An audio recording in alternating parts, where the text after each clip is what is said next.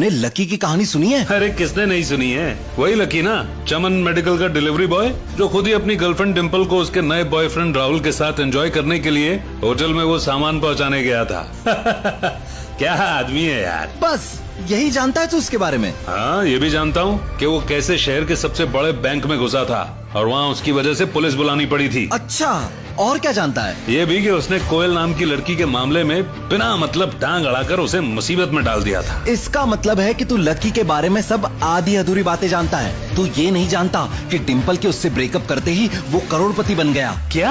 हाँ, और बैंक में जो पुलिस आई थी वो उसे देखते ही उसे सलाम ठोकने लगी। क्या बात कर रहा है? हाँ, और जिस कोयल की बात कर रहा है ना तू, लकी ने उसे एक फोन कॉल कर मशहूर इंडस्ट्रियलिस्ट रायजादास को उसके कदमों में ला गिराया था। मैं नहीं मानता तुम्हारी बात। एक मामूली डिलीवरी बॉय ये सब कैसे कर सकता है? लकी कोई मामूली डिलीवरी बॉय नहीं है। उसकी सच्चाई जानना चाहता है तो तुझे लकी की कहानी शुरू से बताता हूँ।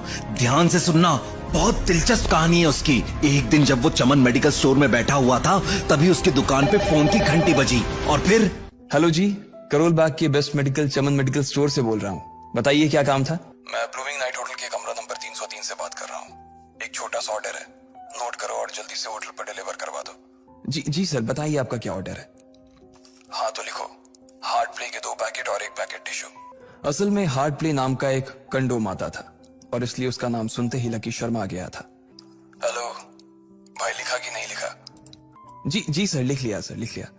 लिख लिया तो फिर लेकर निकल। सर मैं ऑर्डर तो ले आऊंगा पर थोड़ा टाइम लग जाएगा, बारिश थोड़ी थम जाए। आप अरे मालिक को पता है कि तुम मल्होत्रा जी के लड़के को मना कर रहे हो? हाँ पता है बारिश हो रही है, इसलिए सारा सामान अच्छे से थैली में पैक करके लाना और लेट नहीं होना चाहिए, समझे? उस लड़के ने कहा और इससे पहले कि लकी आगे कुछ कह पाता उसने फोन काट दिया। उधर से लकी के दुकान का ओनर उसे घूर कर देखा जा रहा था। बारिश का बहाना नहीं चलेगा, जाना पड़ेगा, चमन लाल ने कहा। मैं बहाना नहीं कर रहा सर, थोड़ी बारिश धीमी हो जाए तो मैं चला जाऊंगा। वो पता नहीं कोई मिस्टर मल्होत्रा का कोई बेटा कुछ ज्यादा ही जल्दी में था, मैं साइकिल से तो पहुंच नहीं पाऊंगा इतनी जल्दी। क्या कहा? मिस्टर मल्होत्रा जी का बेटा? तू मेरी दुकान बंद करवाएगा क्या? अभी क्या भी निकल उनका ऑर्डर लेके। वो हमारे बहुत पुराने कस्टमर है, तू मेरी मोटरसाइकिल ले जा, चाहे जो हो जाए ग्राहक नाराज नहीं होना चाहिए, और वैसे भी वो मल्होत्रा जी का बेटा है। चमन लाल ने मोटरसाइकिल की चाबी लकी की ओर उछालते हुए कहा। लकी ने चाबी ली। चलो ठीक है, जो होगा देखा जाएगा, कम से कम बाइक तो चलाने को मिल रही है। दरअसल लकी इतने साल काम करने के बाद भी अपने लिए एक मोटरसाइकिल नहीं ले पाया था। लकी की तनख्वाह ही इतनी भर थी कि सिर्फ उसके कमरे का किराया, उसकी साइकिल में डालने वाली हवा का खर्च, बिजली पानी का बिल और डिम्पल के साथ महीने में 1-2 बार बाहर खाने का खर्चा ही निकल पाता था। उसे डिम्पल की कही बात अक्सर याद आती थी। लकी, अगर अगले 2 महीने में तूने बाइक नहीं खरीदी ना तो मैं तेरे से ब्रेकअप कर लूंगी, देखना। असल में डिम्पल को लकी के साथ बाइक पर घूमने की बड़ी तमन्ना थी। लकी की इस उजाड़ जिंदगी में एक वही तो थी जिसके लिए जिंदा रहने को उसका जी चाहता था।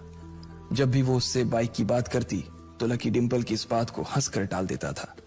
वो अपने मन में इस बात को अच्छे से जानता था कि डिम्पल उससे बहुत प्यार करती थी और वो उससे कभी छोड़ कर नहीं जा सकती थी। पर आज उसके पास एक मौका था।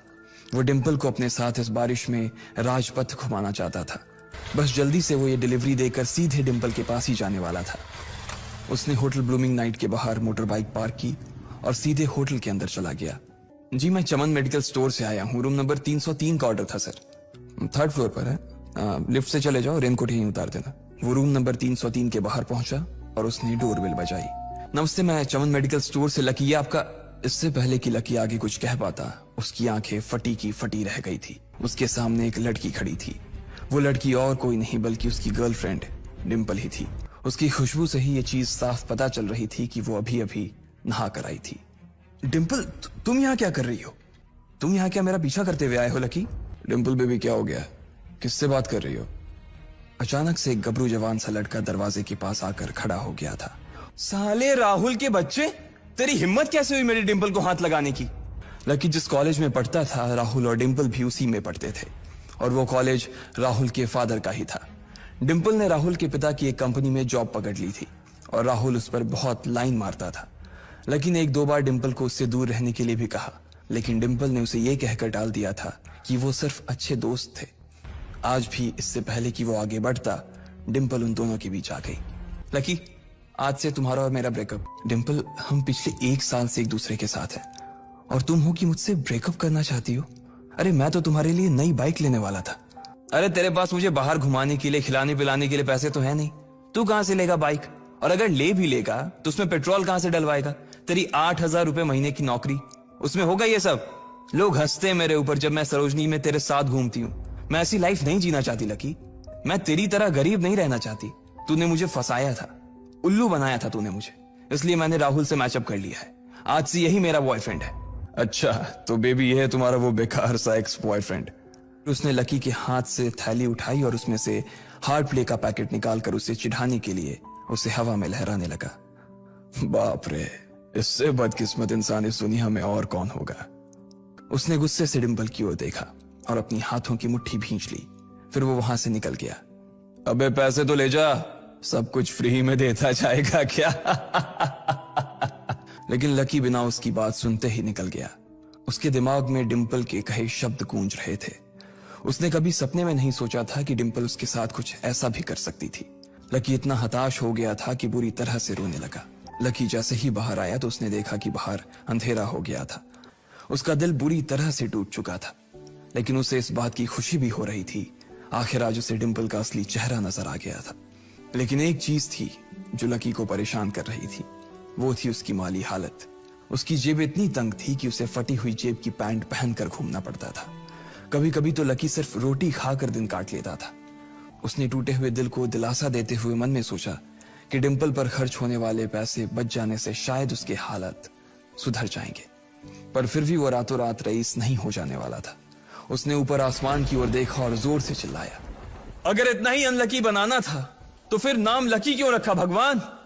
जैसे ही वो फूट कर रोने को था तभी उसके फोन पर एक मैसेज आया। अचानक उसके आंसू हंसी में बदल गए और वो जोर जोर से वहीं सड़क पर नाचने लगा। उस मैसेज में लिखा था, परिवार की रिसर्च और परिवार के निर्णय के हिसाब से अग्रवाल परिवार का वारिस लक्ष्मण लाल अग्रवाल उर्फ लकी ने गरीबी अभ्यास की परीक्षा को पास कर लिया है और आज से ही वो उस जमीन और उस जायदाद का मालिक हो जाएगा जो परिवार ने उसके नाम कर रखी थी। ये एक ऐसा मैसेज था। आखिर कौन था लकी? क्या थी उसकी असलियत? और वो कैसे रातों रात ही अनलकी से लकी हो गया था? लकी ने थोड़ी देर की खुशी मनाने के बाद याद किया कि वो सच में गरीब नहीं था। असल में उसके परिवार ने उसे एक परीक्षा में डाल रखा था जिसका नाम था गरीबी अभ्यास परीक्षा। इस परीक्षा के तहत लकी को अग्रवाल खानदान में उसके नाम की जमीन और जायदाद पर तभी हक मिलने वाला था जब वो इस परीक्षा को पास कर लेता।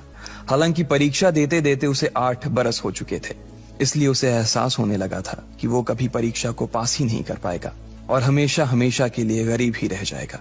अगले दिन जब लकी की आंख खुली तो वो सीधा उठा और तैयार होकर शहर के सबसे बड़े बैंक न्यू सिटी बैंक पहुंच गया।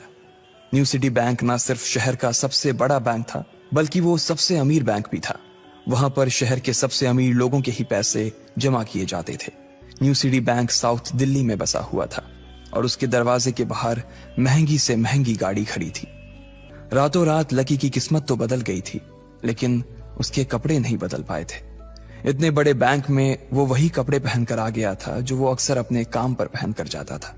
पैसे लेते ही ना सबसे पहले नए कपड़े खरीदने हैं, लकी ने अपने आप से कहा और फिर बैंक के अंदर दाखिल होने लगा।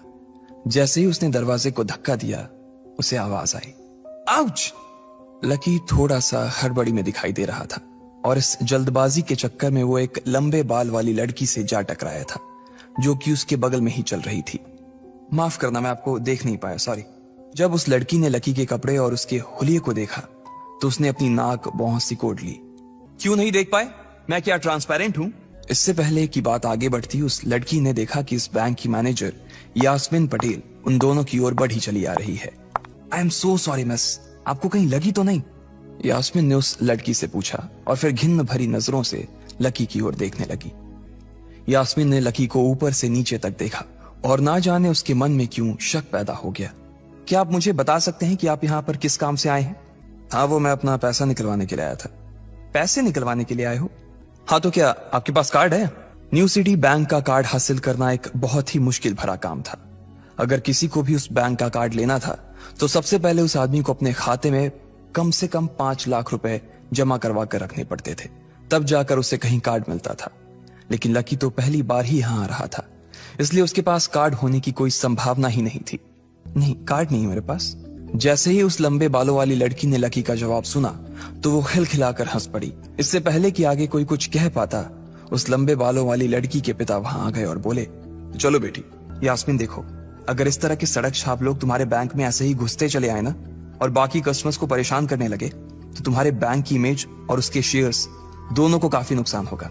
एक मैनेजर होने के नाते तुम्हें इन सब चीजों का ध्यान रखना चाहिए। मुझे उम्मीद है कि आगे मेरे साथ ऐसा कुछ नहीं होगा, उस लड़की ने कहा और अपने पिता के साथ बैंक के बाहर चली गई। अपना ध्यान रखना कोयल मैडम। कोयल और उसके पिता इस बैंक के सबसे पुराने और सबसे वफादार कस्टमर्स थे। अगर आज यास्मीन उन्हें नाराज कर देती और वो उसके बैंक से अपना खाता बंद करवा देते तो शायद यास्मीन की नौकरी तक जा सकती थी। और यह सब हो रहा था उस पागल लकी की वजह से। इसे जल्द से जल्द यहां से भगाना पड़ेगा, यास्मीन ने अपने आप से कहा और फिर बैंक के अंदर आने लगी। अरे अब ये कहां चला गया? वो इधर उधर देखने लगी लेकिन लकी वहां भी नहीं था। यास्मीन को लगा कि शायद लकी यहां बहुत ही असहज महसूस कर रहा होगा और जब वो कोयल को दरवाजे पर छोड़ने के लिए आई तब उसके पीछे पीछे वो भी निकल गया होगा। अरे ये कहां छिपा हुआ था?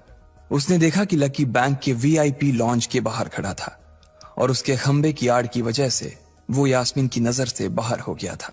लकी जिस कमरे के बाहर अभी खड़ा था उस कमरे के अंदर शहर के सभी रईस लोगों का उठना बैठना था। अब अगर ऐसे में लकी वहां घुस जाता तो सब लोग मिलकर यास्मीन की गर्दन पर चढ़ जाते। रुको, जहां हो वहीं खड़े रहो। वो लकी को किसी भी तरह से उस कमरे में जाने से रोकना चाहती थी लेकिन उससे पहले ही वो उस कमरे के अंदर दाखिल हो चुका था। बाप रे, ये कैसा आदमी है? बिना परमिशन के अंदर घुसा तो घुसा लेकिन दरवाजा भी अंदर से बंद कर लिया। अब यास्मीन की सांसें फूलती जा रही थी। इधर जैसे ही लकी कमरे में दाखिल हुआ वहां का कस्टमर रिलेशन मैनेजर जो कि सोफे पर फैला हुआ था वो उसे देखते ही अचानक सीधा बैठ गया।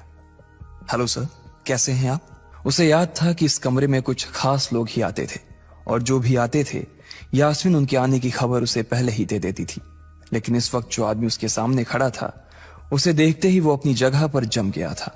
ना तो वो कहीं से भी वीआईपी लग रहा था और ना ही वो उसका कोई रिश्तेदार था। कौन हो भाई तुम? क्या चाहिए तुम्हें? मैं यहाँ अपना पैसा लेने आया हूँ। तुम्हारे पास हमारा सुप्रीम कार्ड है? नहीं नहीं, मेरे पास कोई कार्ड नहीं है। तो फिर हम तुम्हें कोई पैसा नहीं दे सकते। चलो अभी दरवाजा खोलो और सीधा बाहर निकलो। नहीं, मैं अपना पैसा लिए बिना नहीं जाऊंगा यहाँ से। अरे बोला ना, बिना कार्ड वाले को पैसा नहीं मिलता है, और वो भी पैसा होगा तब तो मिलेगा ना। अरे पैसा है तभी तो निकालने आया हूँ सर। देख, फालतू की बहस मत कर सुबह सुबह, वरना मैं सिक्योरिटी को बुला लूंगा तो वो लोग मार मार कर बाहर निकालेंगे तुझे। फिंगरप्रिंट? अरे आपने कहा ना कि आपको कार्ड चाहिए, पर मेरे पास कार्ड नहीं है, फिंगरप्रिंट है, और मुझे मालूम है कि आपके यहाँ फिंगरप्रिंट से भी पैसे निकलते हैं। मैनेजर को यह समझ नहीं आ रहा था कि आखिर लकी को फिंगरप्रिंट की जानकारी मिली कैसे। मैनेजर ने सोचा कि उसे एक चांस देना चाहिए, इसलिए उसने लकी को फिंगरप्रिंट इस्तेमाल करने की इजाजत दे दी थी।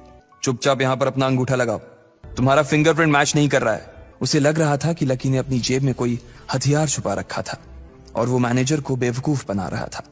इससे पहले कि लकी अपनी जेब से कोई बंदूक या बम निकालता, मैनेजर ने अपना फोन निकाला और पुलिस का नंबर लगाने लगा। लकी ने उसकी स्क्रीन पर देख लिया था कि वो 100 नंबर पर फोन लगा रहा था। लकी बुरी तरह से घबरा गया था। अब आगे क्या होने वाला था? क्या लकी उसे पुलिस को बुलाने से रोक पाता? कहीं उसे कोई फेक मैसेज तो नहीं आया था? लकी कैसे इन मुसीबत से बाहर निकलेगा? अरे अरे, ये क्या कर रहे हो? देखिए सर, मेरी बात सुनिए, मैं कोई क्रिमिनल नहीं हूँ। हो सकता है मैंने गलत उंगली लगा दी हो, बस आप मेरे को एक लास्ट बार फिंगरप्रिंट लगाने दो प्लीज। देख, ये उंगली भी अगर नहीं लगी ना तो फिर ये मत कहना कि मैं अगली उंगली भी ट्राई करके देखता हूँ। अगर ये वाली काम नहीं की तो मैं सीधा पुलिस को फोन करने वाला हूँ अभी। इधर लकी ने अपने सीधे हाथ की उंगली को अपने पैंट से साफ किया और भगवान का नाम लेकर उसे उस मशीन पर लगा दिया। जैसे ही उसकी उंगली उस मशीन पर पड़ी, अब की बार फिर मशीन से एक आवाज आई और वो चमक कर हरी हो उठी। तभी मैनेजर के मोबाइल पर एक मैसेज आया। मैनेजर ने उस मैसेज को पढ़ना शुरू किया। Verification successful. खाता 1, नाम लक्ष्मण लाल अग्रवाल, खाता नंबर 01104। जैसे ही मैनेजर ने इस मैसेज को देखा, उसकी आंखें फटी की फटी रह गई थी। लकी उस हरी बत्ती को देखते ही झूम उठा था और फिर उसने मैनेजर को घूर कर देखा। इधर मैनेजर ने उसके आगे हाथ जोड़े और खिसिया कर हंसते हुए कहा, लक्ष्मण सर प्लीज मुझे माफ कर देना सर। मैं इस ब्रांच में नया आया हूँ और इसलिए मुझे मालूम नहीं था कि आप कौन हो। मैं इस ब्रांच का कस्टमर मैनेजर शशिकांत वर्मा हूँ। प्लीज आगे भी मेरा ध्यान रखना सर, प्लीज। Sorry sir. हाँ ठीक है, तो मुझे ये बताओ कि मेरे खाते में कितने पैसे रखे हुए हैं, लकी ने कहा, और वो अब सोफे पर बैठ गया। मैनेजर उसके सामने ही खड़ा हुआ था और उसके खाते की जानकारी अपने फोन पर ही निकाल रहा था। हो गया सर, आपके खाते में इस वक्त 90,80,70,650 रुपए रखे हुए हैं सर। लकी की शक्ल देखकर तो यही लग रहा था कि उसकी उम्र 20 से 22 साल से ज्यादा नहीं थी। शशिकांत अपने मन में ये सोच रहा था कि दुनिया के 99% लोग ही अपनी पूरी जिंदगी काम करने के बाद भी इतना पैसा नहीं कमा सकते थे जितना कि लकी के खाते में इतनी छोटी सी उम्र में रखा हुआ था। लेकिन लकी ने इधर जब उसके फोन में अपने खाते पर पड़ी हुई जानकारी को देखा तो उसे कुछ अजीब सा लगा। उसे लग रहा था कि उसे तुरंत इतने पैसों के हिसाब से अब अपनी जिंदगी को ढालने की कोशिश करनी शुरू कर देनी चाहिए, वरना उसके साथ वही होने वाला था जो आज बैंक में उसके साथ हुआ था। अरे सर, खाते में पैसे के अलावा और भी चीजें हैं जो मैं आपको बताना चाहता हूं सर। सर, एक तो आपके खाते में एक फरारी जुड़ी हुई दिखा रहा है सर। इसके अलावा आपके खाते में 2 किलो सोने की 100 ईंटें रखी हुई हैं, 5 किलो सोने की 20 ईंटें, पिकासो की 3 असली पेंटिंग है, 20 हीरे हैं 24 कैरेट के, और भी बहुत कुछ है सर। इतना सारा धन देखने के बाद शशिकांत की आंखें तो बाहर ही निकल आई थी। जितना पैसा और सोना और जायदाद उसके पास था, उसका 10% भी इस ब्रांच में किसी और के पास नहीं था। ठीक है, चलो मुझे एक कार्ड दे दो तुम। जी सर, मैं अभी आपके लिए एक नया कार्ड बनवा देता हूं सर। मुझे बस 10 मिनट दीजिए सर, बस 10 मिनट। जितनी देर में लकी ने अपने फोन पर फिर से उस मैसेज को खोलकर देखा, उतनी ही देर में मैनेजर उसके लिए एक चमकता हुआ सुप्रीम कार्ड लेकर उसके सामने आ गया था। लेकिन उस कार्ड को देखने के बाद ना जाने क्यों मैनेजर को ऐसा लग रहा था कि यह कार्ड लकी की संपत्ति के आगे कुछ भी नहीं था। फिर भी मैनेजर इसमें कुछ नहीं कर सकता था, क्योंकि वो जानता था कि उसके पास इस ब्रांच में इससे बड़ा और कोई कार्ड नहीं था। इसलिए फिलहाल वो लकी को यही दे सकता था। लीजिए सर आपका कार्ड, पासवर्ड वगैरह सर आपको ईमेल पे मिल जाएगा। इधर यास्मीन परेशान हुए जा रही थी। वो जानती थी कि अगर कुछ भी गड़बड़ हुआ तो सबसे पहले उसकी नौकरी जाने वाली थी। जैसे ही परेशान यास्मीन ने अपनी नजर उठाकर फिर से उस कमरे की ओर देखा तो पाया कि लकी बहुत ही आराम से उस कमरे से बाहर निकलकर दरवाजे की ओर बढ़ता चला जा रहा था। रुको, तुम्हारी हिम्मत कैसे हुई जबरदस्ती हमारे वीआईपी रूम में घुसे चले जाने की? मैंने पहले भी कहा था ना आपसे, मैं यहां सिर्फ अपना पैसा लेने आया था और कुछ नहीं। यास्मीन ने देखा कि उसके हाथ में एक सुप्रीम कार्ड था और वो उसकी उंगलियों के बीच चमक रहा था। यास्मीन के दिमाग में आया कि लकी ने यह कार्ड कहीं अंदर से चुरा तो नहीं लिया, और इससे पहले कि वो यहां से चोरी करके भागता, यास्मीन जोर से चिल्लाई, सिक्योरिटी सिक्योरिटी, ये चोरी करके भाग रहा है, पकड़ो इसे। लकी ने जब यास्मीन के मुंह से ये बात सुनी तो उसके कान खड़े हो गए। इससे पहले कि वो वहां से अपनी जान बचाकर भाग पाता, सिक्योरिटी वालों ने उसे धर दबोच लिया था और फिर उसकी जेब टटोलने लगे थे। इधर यास्मीन ने देखा कि उस सुप्रीम कार्ड पर उसने अपना नाम भी गुदवा लिया था। तुम्हारी इतनी हिम्मत कि तुमने शशिकांत सर को डरा कर अपना नाम भी लिखवा लिया इस पर। इसकी जेब चेक करो। मैडम, इसकी जेब में तो कुछ नहीं है, बल्कि फटी हुई जेब है इसकी। मैडम, हो सकता है कि इसी जेब में चाकू रख कर लाया हो और उसको निकालते वक्त उसी चाकू से इसकी जेब फट गई होगी। अरे पागल हो क्या? ये सब आप लोग क्या बोल रहे हो? शशिका! इससे पहले कि लकी आके कुछ बोल पाता, एक गार्ड ने उसके दोनों हाथों को मरोड़ दिया था। यास्मीन ने तुरंत अपना फोन निकाला और पुलिस को फोन मिलाते हुए कहा, हेलो पुलिस स्टेशन, मैं न्यू सिटी बैंक से बोल रही हूँ। हमारे बैंक में एक सनकी चोर घुस आया है और उसने हमारे कस्टमर मैनेजर का खून कर दिया है। आप प्लीज जल्दी आ जाइए सर। जैसे ही बाकी लोगों ने भी अपनी आंखों के सामने ये मंजर देखा तो वो सब लोग भी लकी के आसपास घेरा बनाकर खड़े हो गए। अंदर बैठे मैनेजर ने जब इस हलचल को देखा तो वो भी अपना सारा सिस्टम बंद करके बाहर आ गया। अरे क्या हो रहा है ये सब? सर, आप जिंदा हैं? मैं क्यों इतनी जल्दी मरने लगा? और तुमने ये सब क्या तमाशा लगा रखा है? उसने कहा और फिर उस भीड़ की ओर बढ़ने लगा। जैसे ही वो आगे आया उसने देखा कि उन लोगों ने लकी को गन पॉइंट पर बैठा रखा है। अरे किसने किया ये? शशिकांत तुरंत लकी की ओर दौड़ा और उसने उसके पास खड़े दोनों गार्ड्स को हटा दिया। फिर लकी को उठाने के लिए उसने अपना हाथ उसकी ओर बढ़ा दिया और बोला, sir I am really sorry sir, इस बेवकूफी के लिए मैं आपसे माफी मांगता हूं sir. I am really sorry sir. Shashikant उसके पैरों में ही गिरने को हो गया था। लकी उसका हाथ पकड़कर खड़ा हुआ और फिर, आप पूछ रहे थे ना कि किसने किया? इसने किया है ये, और इसने सिर्फ इतना ही नहीं किया बल्कि इसने पुलिस को भी बुला लिया है। इसे लग रहा है कि मैं कोई क्रिमिनल हूं जिसने आपका खून कर दिया है और आपसे ये कार्ड चुरा कर भाग रहा हूं, ये कार्ड जो आपने मुझे दिया है। लकी ने यास्मीन की ओर उंगली दिखाते हुए गुस्से में कहा, यास्मीन सर ये सब मेरी गलती है सर, ये मेरी बहुत बड़ी मिसअंडरस्टैंडिंग है सर। मुझे लगा कि ये जबरदस्ती अंदर घुस आया है और इसने आपके ऊपर हमला करके आपसे जबरदस्ती ये कार्ड बनवा लिया है और फिर आपको मार दिया है सर। उसकी डरी सहमी सी आंखों में अब आंसू ही आ गए थे। मैनेजर ने जब उसकी ये बात सुनी तो उसने अपना सिर पकड़ लिया। तुम्हें मालूम है ये कौन है? अरे ये लक्ष्मण अग्रवाल है, लक्ष्मण अग्रवाल खानदान का वारिस। तुम्हें पता है ना कि अग्रवाल खानदान का खाता हमारे बैंक की जितनी भी शाखाएं हैं उसमें सबसे बड़ा खाता है। यास्मीन ने जैसे ही यह नाम सुना उसके पैरों के नीचे से जमीन खिसक गई थी। वो जानती थी कि अगर न्यू सिटी बैंक इतनी ऊंचाइयों पर पहुंचा था तो उसके पीछे अग्रवाल खानदान का सबसे बड़ा हाथ था। इस बात का जिक्र उससे तब भी किया गया था जब उसने नौकरी ज्वाइन की थी। तुम्हें पता है इस लड़के के नाम पे कितनी प्रॉपर्टी है? ये अपने दम पर ना इस पूरे एरिया को खरीद सकता है। अब सबसे पहले तो पुलिस को फोन करो और उनसे कहो कि हमसे गलती हो गई थी और उसके बाद जाकर तुम उनसे भी माफी मांगो और अगर उन्होंने तुम्हें माफ कर दिया तो तुम्हारी किस्मत, वरना समझ लेना कि तुम्हारी नौकरी चली गई। वैसे तो वो जानती थी कि उसे माफी मांगने से उसकी किस्मत बदलने वाली तो थी नहीं, फिर भी उसने एक बार कोशिश करनी चाहिए और लकी से कहा, सर मैं आपको गलत समझ रही थी सर, एक्चुअली आपके। यास्मीन ने उसके कपड़े को देखा और एक सांस लेते हुए आगे बोली, सर प्लीज मुझे माफ कर दीजिए सर, मेरी इंटेंशन आपको हर्ट करने की बिल्कुल भी नहीं थी। मैं तो जो कुछ कर रही थी बैंक की सेफ्टी के लिए कर रही थी सर। इट्स ओके, कोई बात नहीं है, लकी ने कहा और उसके हाथ से अपना सुप्रीम कार्ड लेकर निकल गया। यास्मीन को अपने कानों पर तो विश्वास ही नहीं हो रहा था।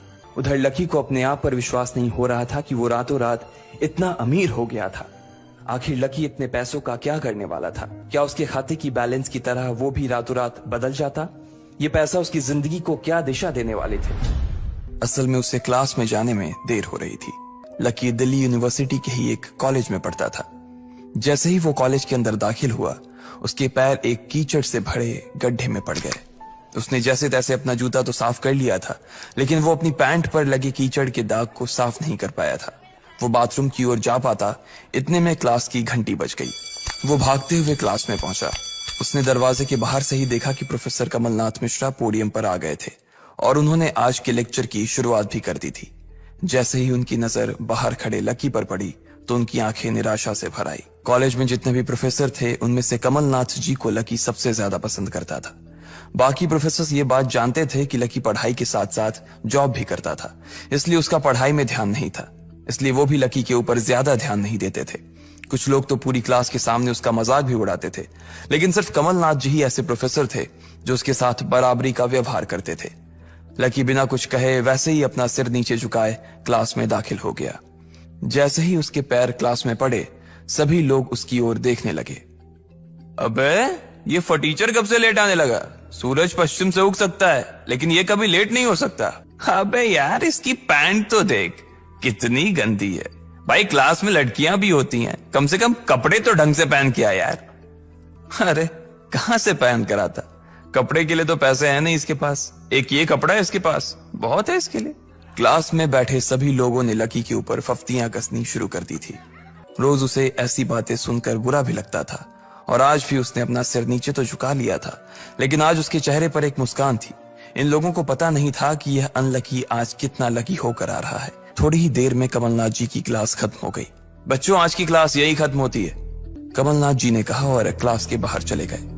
जैसे ही वो बाहर गए पीछे वाले दरवाजे से किसी की आवाज आई, डिंपल।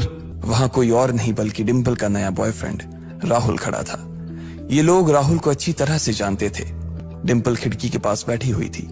जैसे ही राहुल उसके पास पहुंचा डिंपल ने अपने हाथ उसकी गर्दन में किसी हार की तरह डाल दिए और उसकी बाहों में झूम उठी। उधर राहुल ने भी डिंपल को सबके सामने चूम लिया था। यह नजारा देखते ही सबकी नजरें लकी के ऊपर जा टिकी। सबको अभी तक तो यही पता था कि डिंपल लकी की गर्लफ्रेंड है। किसी को इस बात की खबर नहीं थी कि उन दोनों का ब्रेकअप हो गया था। डिंपल को राहुल की बाहों में देखकर लकी के तन बदन में आग तो लग गई थी, लेकिन फिर भी वो शांत होकर वहीं बैठा हुआ था और उसने अपने गुस्से पर काबू कर लिया था। अरे भाई लकी, क्या हो रहा है ये सब? होने देना यार, जो हो रहा है छोड़ना। अरे भाई तुझे पता है वो राहुल कितना चालू आदमी है। अभी तक इस कॉलेज की 5 लड़कियों को फंसा चुका है और ये डिंपल छठी है। लकी के दोस्त प्रीतम ने उससे कहा, कोई बात नहीं भाई, सबकी अपनी अपनी लाइफ है। अच्छा लकी सुनना जरा। उसने अभी भी राहुल की कमर में अपना एक हाथ डाल रखा था। फिर उसने अपने दूसरे हाथ से अपना मोबाइल निकाला और उसका कवर खोलकर लकी के मुंह पर फेंक दिया और बोली, अब क्योंकि मैं तुम्हारे साथ नहीं हूं इसलिए मुझे तुम्हारे इस बेकार से कवर की कोई जरूरत नहीं। बेबी इसने तुम्हें कवर गिफ्ट किया। कवर कौन गिफ्ट में देता है भाई? बेबी बात यह है कि जिसकी मोबाइल खरीद कर गिफ्ट करने की औकात नहीं होगी वो सिर्फ कवर ही तो गिफ्ट कर सकता है ना, और क्या। कोई बात नहीं बेबी, मैं आज ही तुम्हें एक नया फोन दिलवाता हूं। आ जाओ चलते हैं कनॉट प्लेस और वहां से लाते हैं बेबी के लिए एक नया फोन। हाँ बेबी, हमने एक पहले नया फोन खरीदेंगे और फिर उस फोन की पार्टी भी करेंगे और उसके बाद आज। डिंपल ने कहा और राहुल के चेहरे पर उंगलियां फिराने लगी। भाई ये सब क्या हो रहा है? तेरे सामने ये सब हो रहा है और तू बस मुस्कुराए जा रहा है। गुस्सा नहीं आ रहा तुझे? नहीं यार, जो होता है वो भी अच्छे के लिए होता है, इसलिए चिल यार, छोड़। लकी ने कहा और फिर राहुल और डिंपल की ओर देखने लगा। अब उन दोनों की नजर लकी के मुस्कुराते हुए चेहरे पर पड़ी तो वो अंदर से भवक गए। बेबी चलो यहां से। बेबी नहीं बेबी, हबी। आज से तुम मुझे हबी बोलोगी और मैं तुम्हें बोलूंगा मेरी प्यारी वाइफी, राहुल ने कहा और लकी के सामने ही डिंपल को चूम लिया। डिंपल ये सब क्यों कर रही हो तुम? क्या दिखाना चाहती हो इससे? ओए फटीचर, ज्यादा बकवास करने की जरूरत नहीं है। आज के बाद अगर तूने मेरी डिंपल के बारे में कुछ कहा या उसकी तरफ आंख उठाकर भी देखा ना तो मैं राजपथ पर तेरी परेड करवा दूंगा। रहने दे भाई, उसकी जरूरत नहीं पड़ेगी। मैं खराब चीज ना तो देखता हूं और ना ही उसके बारे में बात करता हूं। राहुल उसका जवाब सुनकर गुस्से से लबरेज हो रहा था। वो लकी को सबक सिखाने के लिए अपना घूंसा तान कर उसकी दिशा में बढ़ा ही रहा था कि इतने ही में पीछे से एक लड़की की आवाज आई। अब तू हद से आगे बढ़ती जा रही है डिंपल। लकी जैसे लड़के को छोड़कर तू इस एक नंबर के लफंगे लड़के के साथ पड़ी है। तुझे तो कॉलेज के किसी गड्ढे में जाकर डूब मरना चाहिए। साक्षी क्या कह रही है तू? जुबान संभाल अपनी। जब डिंपल लकी के साथ थी तो उसकी साक्षी से भी अच्छी दोस्ती थी। जब भी डिंपल और लकी के बीच किसी बात को लेकर झगड़ा होता तो डिंपल उसे सुलझाने के लिए अक्सर साक्षी की ही मदद लेती थी। तुझे सीरियसली शर्म आनी चाहिए डिंपल। मैंने कभी नहीं सोचा था कि तू ऐसी लड़की निकलेगी। लकी जैसा बंदा ना तुझे कहीं नहीं मिलेगा। तू इतनी जल्दी कैसे भूल गई यार? लकी तेरे लिए हर टफ टाइम में खड़ा रहा था। जब भी तू बीमार होती थी और तेरे खड़े होने की भी हालत नहीं होती थी तो बेचारा तेरे लिए खाना बनाता था, तेरे कपड़े धोता था और तो और तेरे लिए दवाई तक लेके आता था। तुझे याद है ना जब हम हिमाचल घूमने गए थे और तेरे पैर में मोच आ गई थी तो ये बेचारा अपनी नौकरी छोड़कर भागा भागा रात में हमारे पास आ गया था। इतना प्यार किया इसने तुझसे और तू इसे छोड़कर जा रही है। अपने लिए साक्षी के मुंह से इतना सब कुछ सुन लेने के बाद लकी ने अपनी गर्दन नीचे झुका ली थी। वो डिंपल के ऊपर जान छिड़कता था। जो कवर डिंपल ने उसके मुंह पर फेंक कर मारा था वो कवर को खरीदने के लिए लकी ने 3 दिन तक ओवर टाइम किया था। अरे ये लकी अपनी छोटी सी सैलरी में से भी रोज तेरे गोलगप्पे के लिए पैसे निकाल लेता था।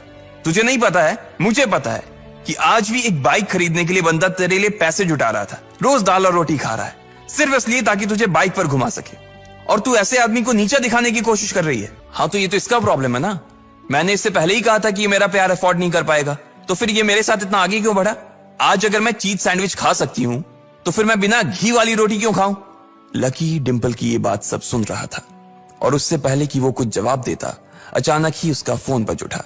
उसने मोबाइल निकाल कर देखा तो पाया कि किसी अनजान नंबर से उसे फोन आया था। साक्षी और डिंपल के बीच हो रही बहस के बीच ही लकी फोन उठाने के लिए वहां से निकल गया। देखा कितनी बदतमीजी से उठ के चला गया। चलो अभी। डिंपल ने राहुल के हाथ को कसकर पकड़ा और निकल गई। इधर फोन पर लकी कुछ बोलता उससे पहले ही फोन की दूसरी तरफ से कोई उससे कुछ ऐसा कहता है जिसे सुनकर लकी के होश उड़ जाते हैं और फोन रखते ही उसकी आंखों में आंसू भर आते हैं। किसका फोन आया था लकी के पास? उसने उससे ऐसा क्या कहा जिससे उसकी आंखें भर आई? क्या लकी डिंपल से उसके धोखे का बदला ले पाएगा? क्या होगा जब डिंपल को लकी की असलियत का पता चलेगा? आखिर कब तक लकी छुपा पाएगा सबसे अपनी असलियत?